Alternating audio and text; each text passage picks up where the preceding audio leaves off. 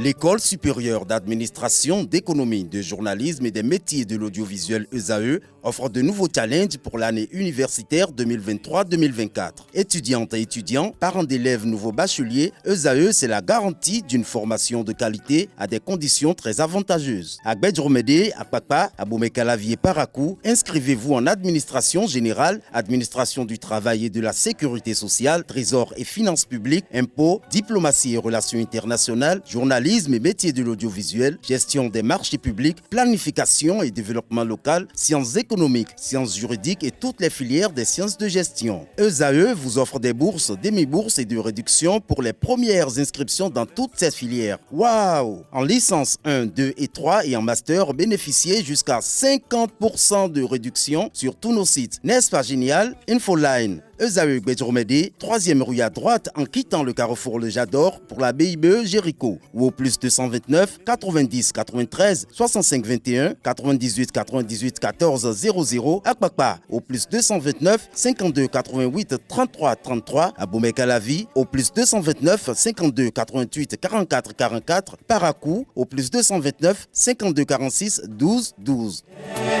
ESAE, l'excellence à un an.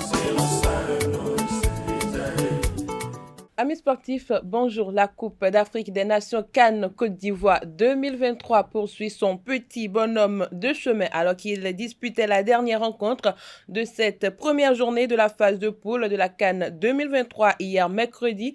Les Léopards de la République démocratique du Congo et les Chipolopolo de la Zambie se sont séparés un but partout. Lors de la première période, les coéquipiers de Cédric Babkambu ont été surpris par l'ouverture du score zambienne de King Kangwa à la 23e minute sur une remise en jeu très rapide. 4 minutes plus tard, Johan à la 27e minute a remis les deux équipes à égalité. Avec ce score, le Maroc est premier du groupe F au terme de la première journée avec 3 points. Pas de surprise pour les Lions de l'Atlas du Maroc d'entrer dans cette CAN 2023.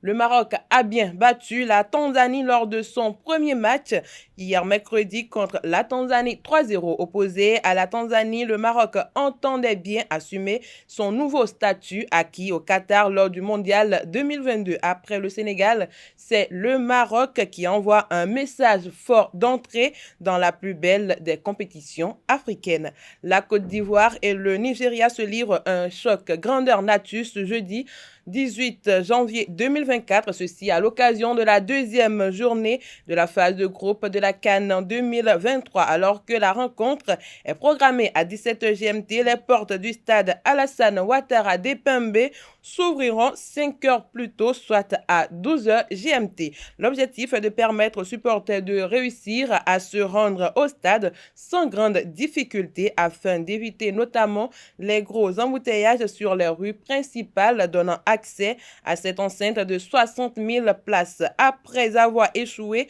à faire le plein du stade lors du match d'ouverture, l'objectif du COCAN et des autorités ivoiriennes est de réussir à inverser la tendance à l'occasion de ce choc contre le Nigeria. Pour la Côte d'Ivoire, c'est le moment d'aller chercher le premier ticket qualificatif pour les huitièmes de finale, mais aussi de prendre une revanche sur le Nigeria.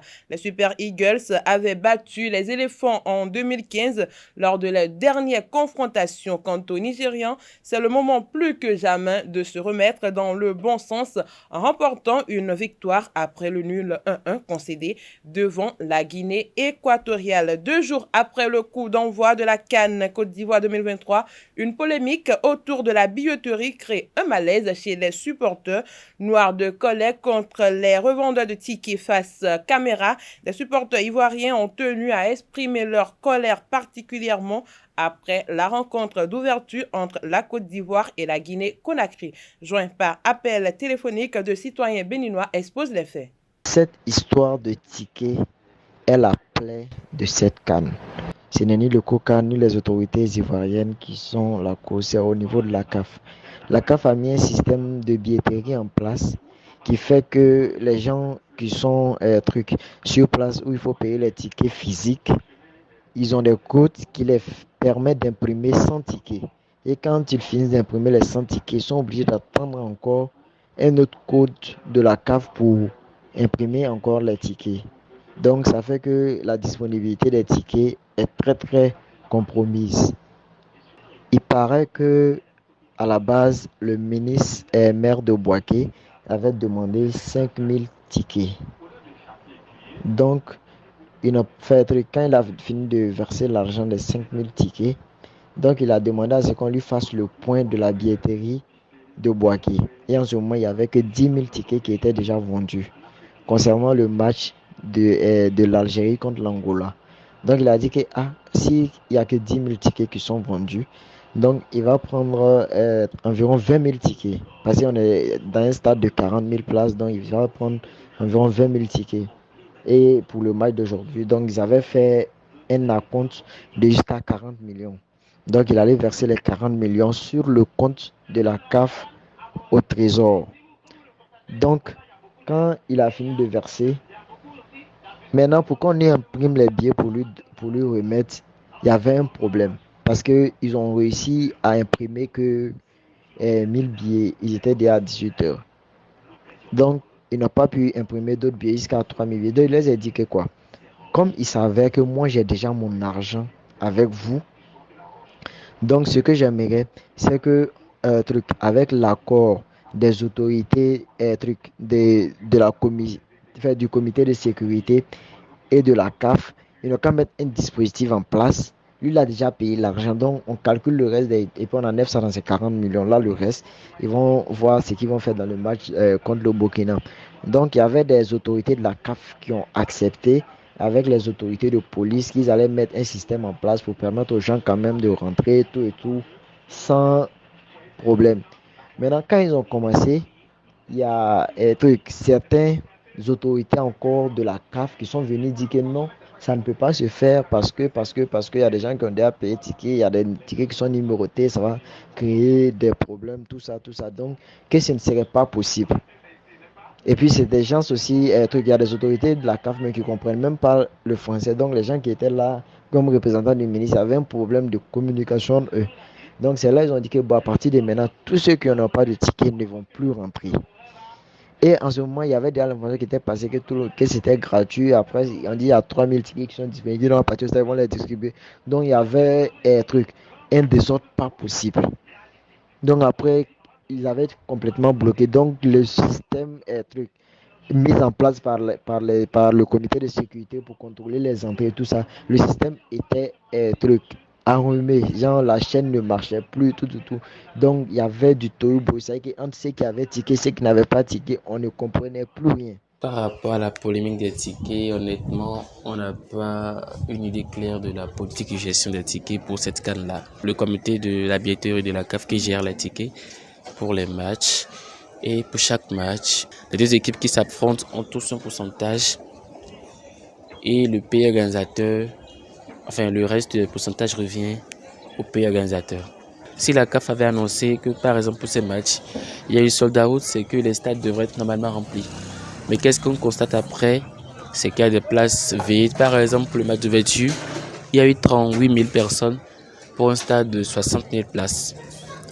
Pour les deux matchs qui ont eu lieu au stade Félix Houphouët-Boigny le dimanche, Égypte-Mozambique, Cap-Vert-Ghana, il y a eu 11 200 personnes pour un stade de 20 000 places.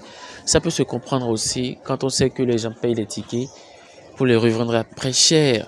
Les tickets sont vendus à 1 000 francs, 3 000, 5 000, 10 000, 15 000. Ceux qui viennent peuvent prendre jusqu'à 10, 20 et après aller les revendre à 50 000, 60 000. Moi, je connais des personnes qui ont voulu revendre le ticket du match d'ouverture à 60 000. Mais qui va les payer? Même si quelqu'un va payer, tout le monde ne sera pas en mesure de s'offrir ça à 60 000. Parce que beaucoup n'ont pas compris le système de la vente des tickets en ligne. Donc, pour aller se procurer ça dans les points focaux qui sont dans les mairies et autres, c'est un peu plus compliqué. Du coup, il y a eu beaucoup de personnes qui n'ont pas pu s'approprier les tickets. Maintenant, à l'approche des matchs, à la veille des matchs, ils se sentent obligés soit de payer ça cher, soit carrément de laisser tomber. Donc, je peux dire aussi que le fait que les stades ne soient pas remplis est dû en quelque sorte au marché noir, à la contrefaçon des tickets. Les supporters ne sont pas encore au bout de leur peine avec les tickets de match, alors que le COCAN et la CAF ont annoncé la mise en vente de nouveaux tickets physiques. Les fans en ont manqué hier matin à la poste de Bengerville. Beaucoup de tickets de match ne sont plus disponibles alors que des rencontres se disputent dans des stades presque vides. C'est dans ce contexte que les deux structures ont décidé de remettre en vente de nouveaux tickets dans les 51 différents points de vente. À la poste de Bengerville, c'était malheureusement un rendez-vous manqué pour les quelques supporters ivoiriens qui ont fait le déplacement. À leur grande déception, ils apprennent qu'il n'y a plus de tickets disponibles pour le choc entre la Côte d'Ivoire et le Nigeria. À Bassam, c'est le même scénario, ainsi qu'à la poste de la Cité Rouge. C'est tout le contraire. En revanche, à la poste d'Abobo et à Koumassi, où des tickets sont disponibles. Dans le même temps, certains individus détiennent à eux seuls un nombre important de tickets qu'ils tentent de revendre à des prix astronomiques. Handball pour finir cette édition. Hier mercredi en Égypte, le coup d'envoi de la 26e Coupe d'Afrique des Nations Senior Hommes a été donné, une compétition qui oppose 16 pays regroupés dans 4 différents groupes.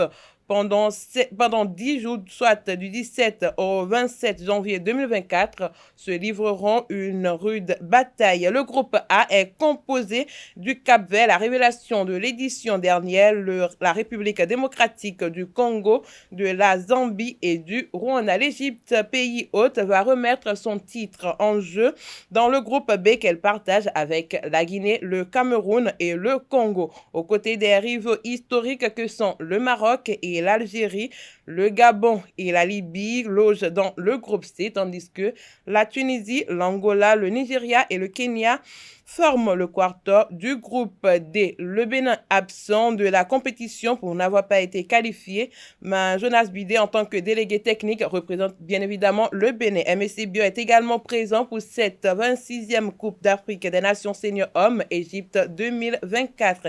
Il a été sollicité par le Nigeria compte tenu de son expérience à faire partie du staff du Nigeria pour la compétition. C'est tout pour la page des sports de ce matin. Merci et à très bientôt.